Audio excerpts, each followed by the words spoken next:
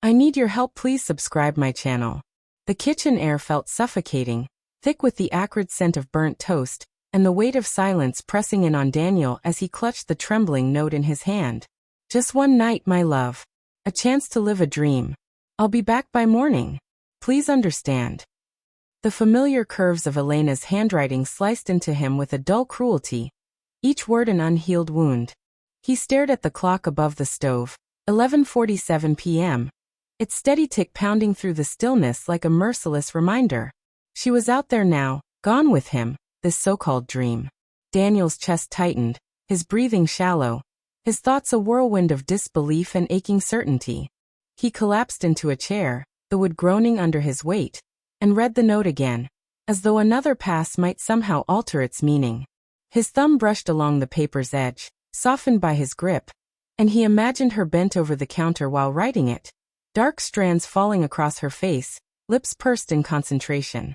But was it nerves that guided her pen, or the exhilaration of escaping into another man's arms? The thought ignited a flare of fury inside him, but it was quickly smothered by confusion so heavy it pinned him down. How had their story come to this?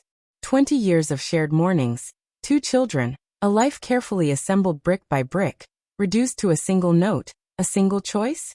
The house hummed with an unnatural quiet, the sort that magnifies every groan of the floorboards. The kids were away at his sister's for the weekend.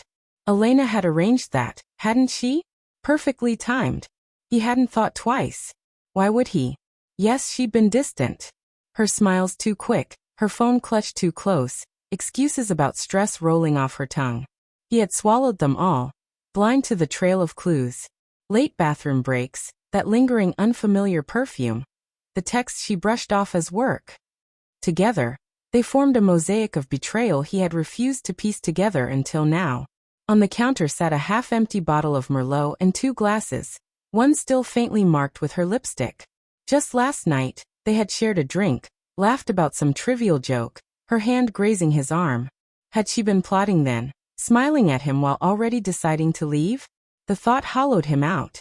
He wanted to smash the glass against the wall, to let the shards mirror the splintering inside his chest, but his body wouldn't obey. Instead, he paced the kitchen, his footsteps heavy, desperate to outrun a truth that clung tighter with every step. At the window, the night stretched before him in endless black. Somewhere beyond that darkness, Elena was with someone else. Who was he? A coworker?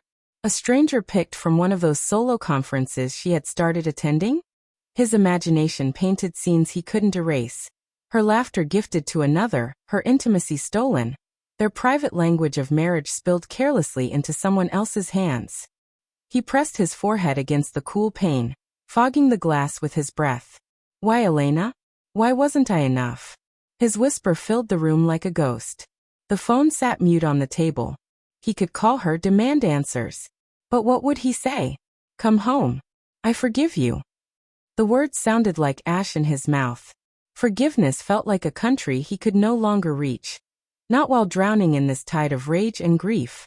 Instead, he seized his car keys, the jagged metal biting into his palm, and stormed outside. The engine roared alive, headlights cutting across manicured lawns and glowing porch lights. A mockery of normalcy. He drove with no destination, silence smothering him, the empty streets echoing his unraveling.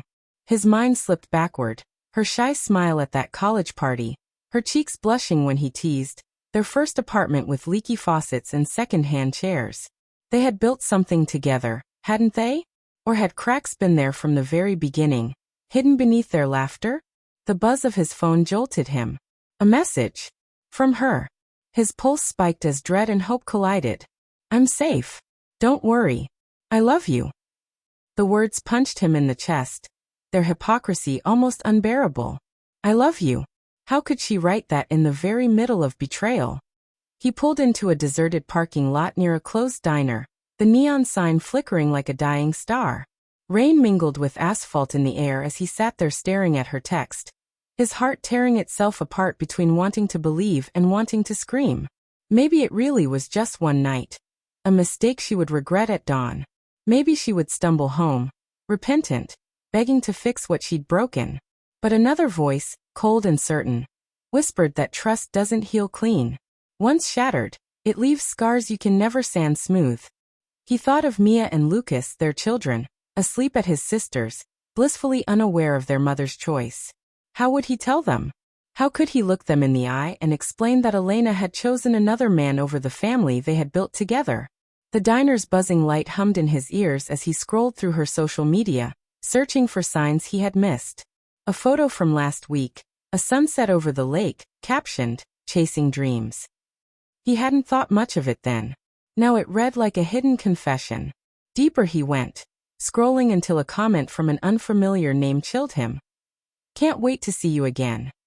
The profile picture showed a man in his 40s with a smug half-smile. Was this the shadow he'd been fighting in his mind? Daniel's grip on the wheel tightened as he sped off again, until he found himself outside her office building, its windows black and lifeless. She had claimed a late meeting tonight. Another lie? He sat there, staring, half expecting to see her silhouette lit by laughter he no longer recognized. But the building was silent.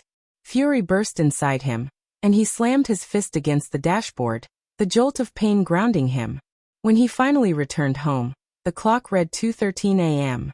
The note still sat where he had left it, a silent wound on the table. He poured himself whiskey, the burn in his throat offering momentary relief.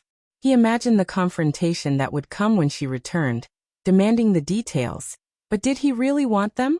Would knowing every kiss, every touch soothe him, or carve him open wider? He sank into the couch, where her presence still lingered in the cushions, and memories assaulted him. Her humming in the kitchen, her laughter filling the room. Every memory cut deeper. Then car doors, headlights across the window. She was home. His pulse surged as he stood, the whiskey glass trembling in his grip. The doorknob turned, and Elena stepped inside. Her coat rumpled, her hair messy, perfume clinging to her skin. Her eyes widened when she saw him, guilt and fear dancing in their depths. "Daniel," she whispered, her voice raw. "I didn't think you'd be awake." He studied her, searching for traces of the woman he had loved, the woman he thought he still knew. His voice scraped the silence. "Why?" She faltered, lips trembling, and for a long moment, silence stretched between them. Finally she whispered, I needed to know. I needed to feel something else. Just once." Her words hit like a blade, tearing through the fragile hope he had clung to. Tears welled in his eyes, but he forced them back.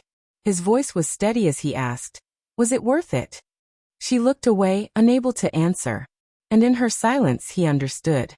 It wasn't just one night. It was a choice. A line crossed. A trust destroyed beyond repair. He turned from her, walking toward the stairs with the note still crumpled in his pocket. His hand paused on the banister. A memory crashed over him.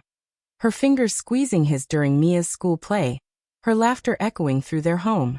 For a moment, that life pulled at him, fragile but not gone. He turned back, his voice quiet but firm. "Stay," he said. The word carried both plea and warning. "But know this, I'm not the same man you left tonight." Her eyes shimmered with tears, and for one fleeting moment, they were simply Daniel and Elena again. Two people tangled in the wreckage of a love that had once been everything. But as she nodded, a shadow passed across her face, and deep inside, Daniel knew. This was not an ending, nor a beginning. It was the slow unraveling of everything they had ever been.